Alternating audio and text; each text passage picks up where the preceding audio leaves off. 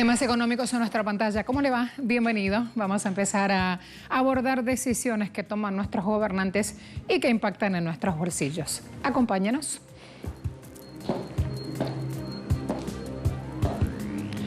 Cumbre de países no alineados sesiona sobre COVID-19. Allí el presidente Díaz-Canel dijo: si hubiéramos globalizado la solidaridad como se globalizó el mercado, la historia fuera otra.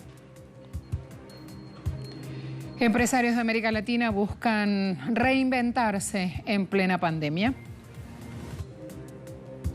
Y el sector agrícola tiene un panorama muy especial justamente en época de expansión de COVID-19. Vamos a estar abordando también qué acciones y qué medidas ponen en marcha buscando sortear obstáculos.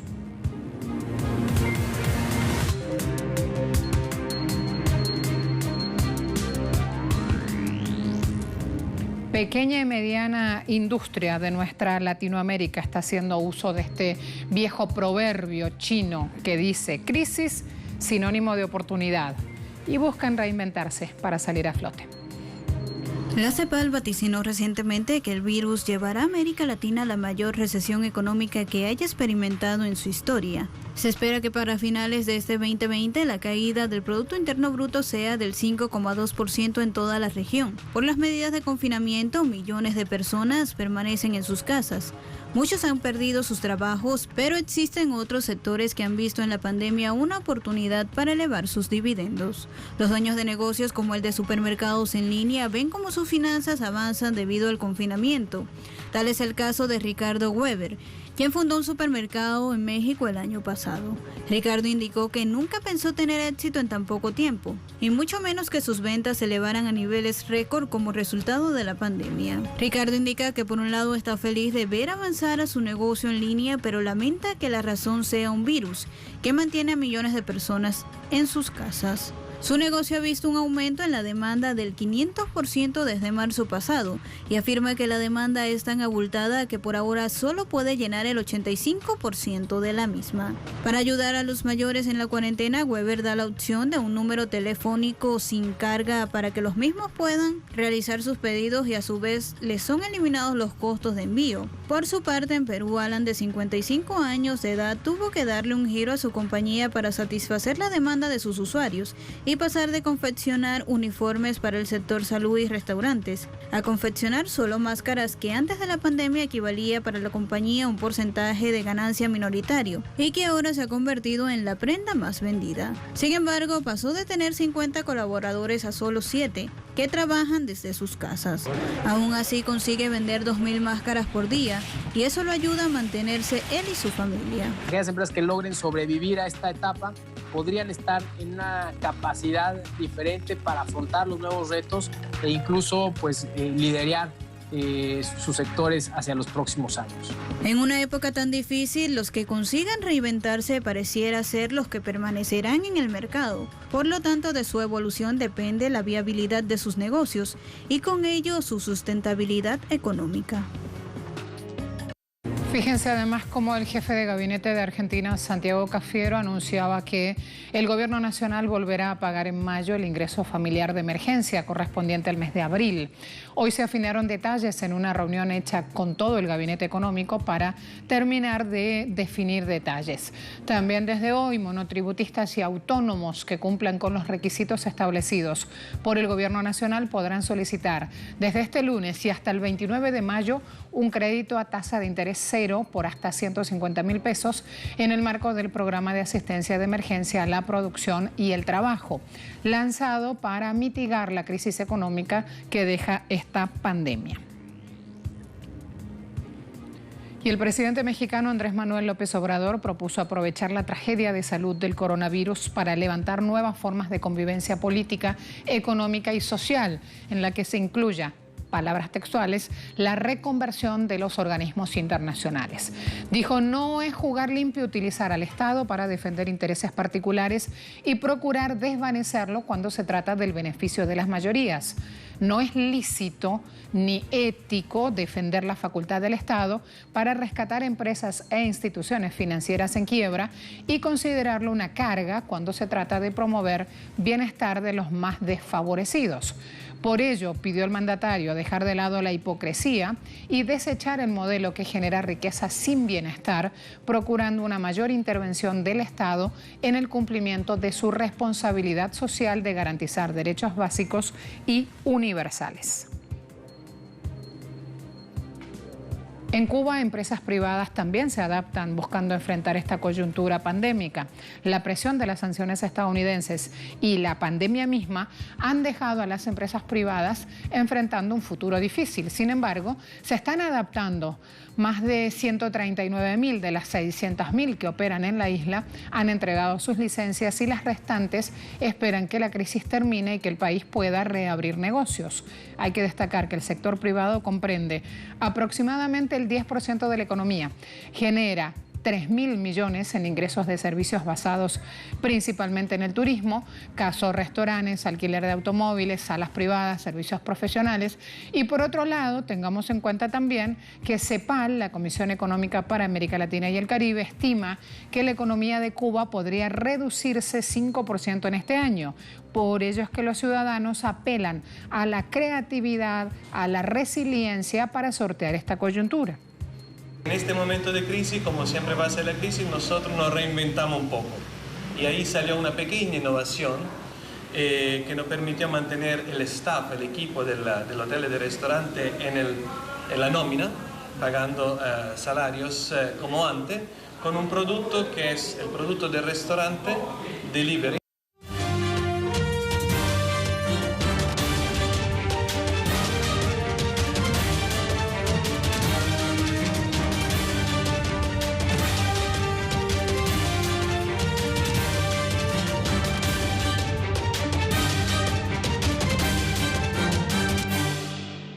La COVID-19 ha demostrado ser un reto global.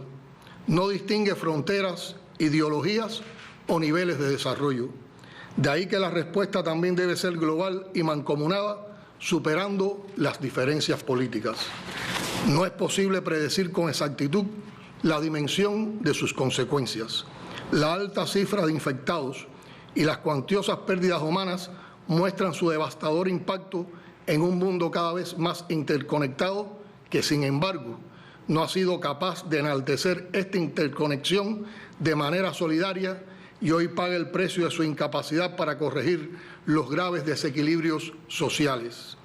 Digámoslo con honestidad, si hubiéramos globalizado la solidaridad como se globalizó el mercado, la historia sería otra. Falta solidaridad y cooperación. En esta jornada el Movimiento de Países No Alineados sesiona bajo el lema Unidos contra la COVID-19. En ese entorno es que se daban las declaraciones del presidente de Cuba, Miguel Díaz-Canel. Este Movimiento de No Alineados llamó a apartar diferencias políticas y eliminar medidas coercitivas unilaterales que violan el derecho internacional y la Carta de Naciones Unidas, limitando la capacidad de los estados para enfrentar eficazmente la pandemia. Los presidentes de Cuba, Irán, Venezuela llamaron a sumar cooperación internacional y denunciaron agresiones de Estados Unidos a sus pueblos y que se materializan vía sanciones. El presidente de Nicaragua, Daniel Ortega, dijo que considera que la peor pandemia que enfrenta el mundo es el debilitamiento de la organización más importante que tiene la ONU, que tiene que ver con la supervivencia del planeta y la humanidad. Estos gobiernos llamaron a revitalizar, por lo tanto, el rol del Estado para asegurar bienestar y salud como derechos humanos prioritarios. Debemos reconocer que no se ha mostrado suficiente solidaridad con los países en vía de desarrollo. Estos países necesitan mucho apoyo para sellar las brechas existentes en sus sistemas y también para enfrentar las consecuencias económicas y sociales en sus sociedades. Debemos garantizar que la respuesta sea efectiva contra el coronavirus y que se mantenga la igualdad. También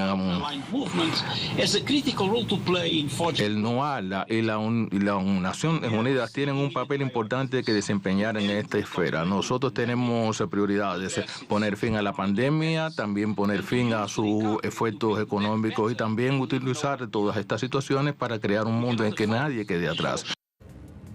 Dejamos el espacio M-Noal con las reflexiones, sumamente importante, y con los aportes financieros que ya a esta hora se han otorgado.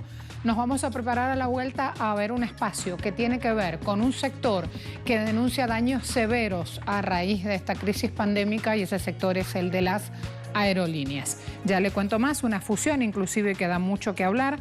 Me refiero a Iberia y Vueling.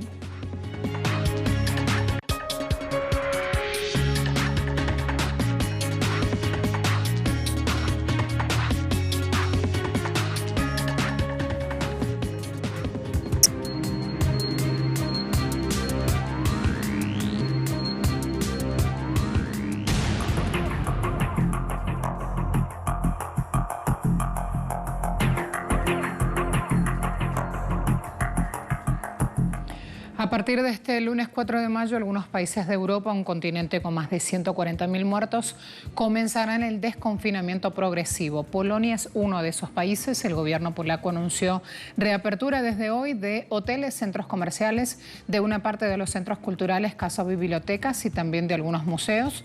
De igual forma, a partir del miércoles próximo, guarderías podrán reabrir.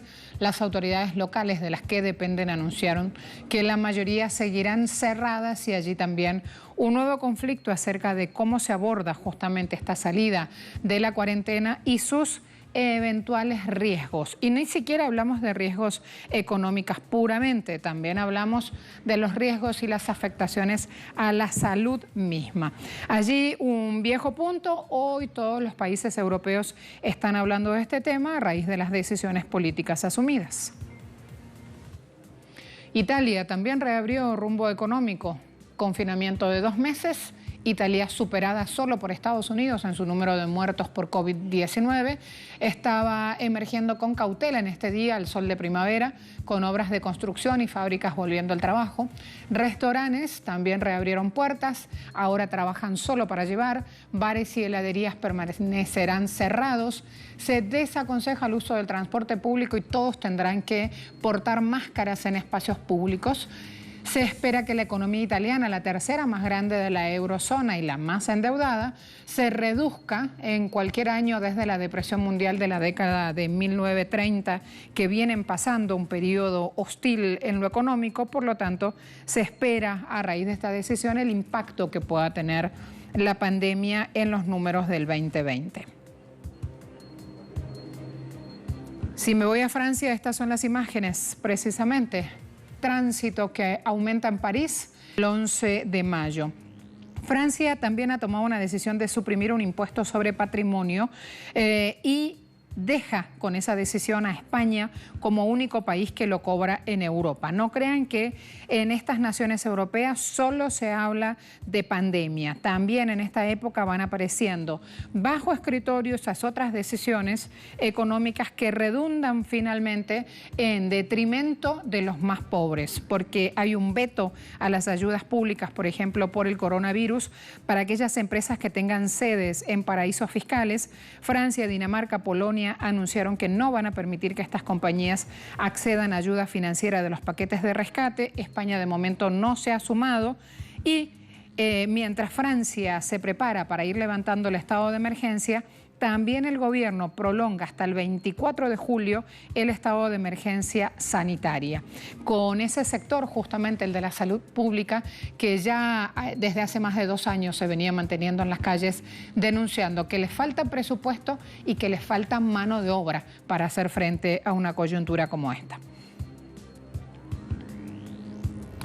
Me voy a otro caso muy golpeado por esta pandemia. Es lo que dicen quienes las presiden, y justamente con esto que dicen buscan una mano, una ayuda por parte del Estado. El sector de las aerolíneas es uno de los más golpeados desde que comenzó la pandemia.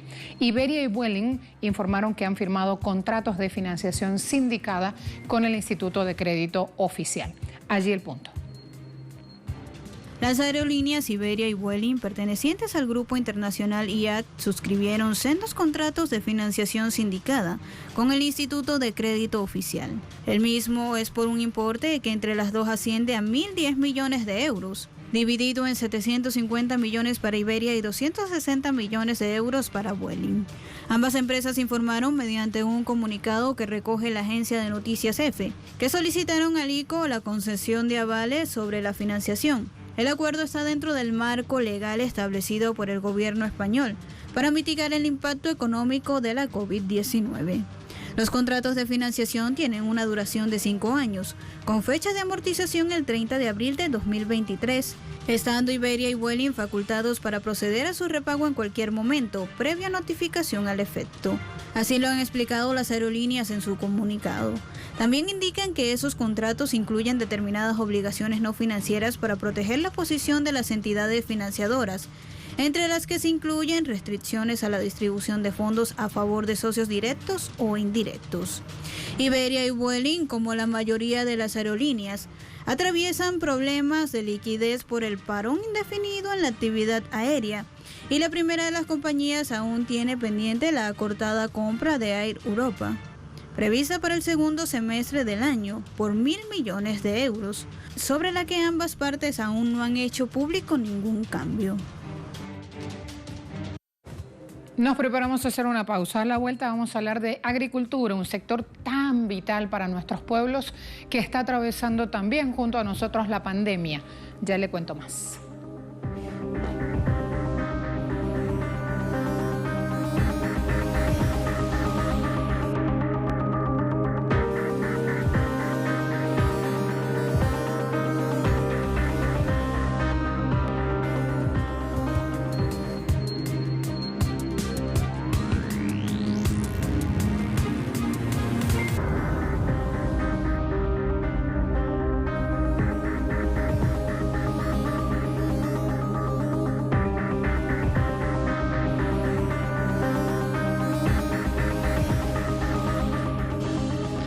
En Francia emprenden la recolección de frutas. Quieren aliviar las frustraciones del encierro y además obviamente aliviar el bolsillo, porque gracias a estas parcelas dicen que son autosuficientes.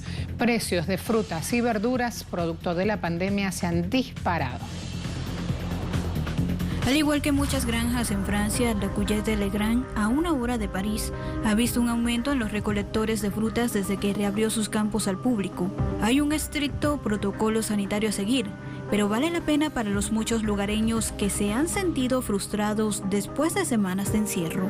Solo se permiten 2 personas a la vez, por lo que no se permiten grupos de amigos o familias numerosas. En segundo lugar, cuando estén recogiendo, siempre debe haber 1,5 metros de distancia entre cada persona, y no menos de 1,5 metros de distancia, especialmente si no son de la misma familia. En tercer lugar, deben lavarse las manos antes de la recolección con jabón o gel. Por su parte, Pauline Chailopi, empleada de esta granja, indicó que gracias a que reabrieron, los clientes pueden tomar un poco de aire fresco mientras recogen cosas para sí mismos. Además, dijo, estaban sobrecargados de trabajo teniendo que elegir los productos para los clientes ellos mismos. Además, tenían poco personal. Señaló que ha sido excelente abrirse al público. Prefiero hacer mi propia elección que ir a un gran supermercado donde las condiciones no son mejores, ni peores ni menos seguras. Aquí, usted tiene un sentimiento de libertad controlada. Varias comunas en el departamento francés de los Yvelines, al oeste de París, han reabierto las asignaciones locales, permitiendo a las familias, muchas de las cuales están menos acomodadas, cultivar productos y hacer labores de jardinería como métodos para escapar de la rutina de la vida bajo confinamiento. Nos conviene y agrada a nuestra familia en casa, porque cuando hacemos jardinería aquí, no hacemos 1 o 2 plantas, hacemos varias, y lo que consumimos, y lo que podemos dar, damos. Las asignaciones proporcionan alivio y productos frescos para las personas de menos recursos económicos de Francia durante el confinamiento. Finalmente, Hajira Abdeli, presidente de una de las asociaciones que lo supervisan, indicó que los que se benefician de un huerto familiar están muy contentos con su reapertura, porque gracias a estas parcelas son autónomos autosuficientes y pueden comer productos orgánicos a un costo menor, especialmente porque los precios de las frutas y verduras se están disparando, lo que denota que el beneficio de estos jardines no solo es económico, sino también sanitario. Al igual que en muchos países occidentales, una de las cuestiones que han dejado en evidencia esta pandemia es lo vulnerable que resultan las granjas de trabajo agricultor. ¿Por qué? Porque la mayoría están operativas por la mano de obra extranjera. La situación ha sido aprovechada en algunos países para dar sustento a aquellos que en medio de la pandemia han quedado desempleados. La cuestión es cuánto le pagan. Y ya a raíz de este tema, hace escasos minutos se dispara la información en Europa. Por ejemplo, el portal La Vanguardia dice las 2 rutas migratorias que llevaron la agricultura al sur de Europa y hablan de los distintos caminos y cómo está presente justamente la mano de obra extranjera en ese sector. En Austria, los propios trabajadores locales están tomando el lugar que han tenido que dejar los trabajadores extranjeros, imposibilitados de llegar a suelo austriaco, producto del cierre de fronteras. Mientras las grandes granjas austriacas están haciendo todo lo posible por importar mano de obra de países donde se lo permiten, las pequeñas están acudiendo a un sistema establecido por el propio Ministerio de Agricultura, que consiste en la contratación de austriacos que se dedicaban a realizar labores en áreas no esenciales y que de momento en medio de la pandemia han quedado desempleados. Una plataforma en la que propietarios de granjas que temían perder la cosecha este año han encontrado una verdadera salvación.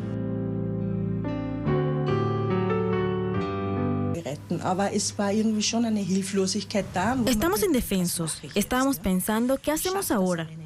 No podemos hacerlo solo sin ayuda, así que nos alegramos de que la plataforma exista. Sin ella, todo se habría perdido, si no podemos hacer la cosecha. En medio de la crisis sanitaria que tiene su efecto directo en las granjas, fue creado un portal que tiene por nombre Los Ayudantes de Comida, donde alrededor de 20.000 personas buscan empleo. De estos, unos 2.000 en su mayoría con experiencia previa y dispuestos a trabajar a tiempo completo están en proceso de adaptarse a las vacantes. El trabajo parece muy difícil el primer día, pero luego el cuerpo se acostumbra. Aprendes a lidiar con el dolor.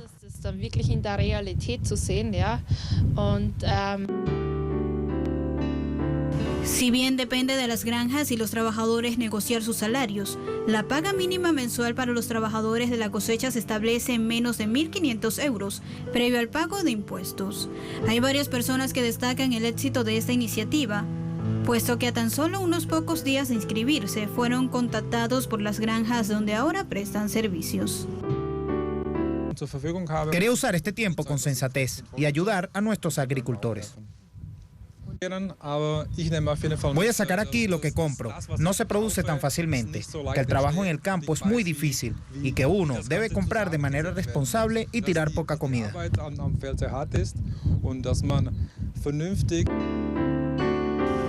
Según la Asociación de Agricultores de Austria, el sector se caracteriza por su pequeña estructura, que ha sido útil para enfrentar la crisis. El país también parece haber tenido más éxito en atraer a las generaciones más jóvenes a la agricultura. Según la Comisión Europea, Austria tiene la mayor proporción de agricultores menores de 40 años en la Unión Europea, con un 22%. Y si bien la iniciativa ha surgido como un plan para salvar al sector agrícola en medio de la crisis sanitaria, algunos agricultores esperan que la plataforma continúe conectando a los trabajadores con las vacantes, incluso después de la pandemia.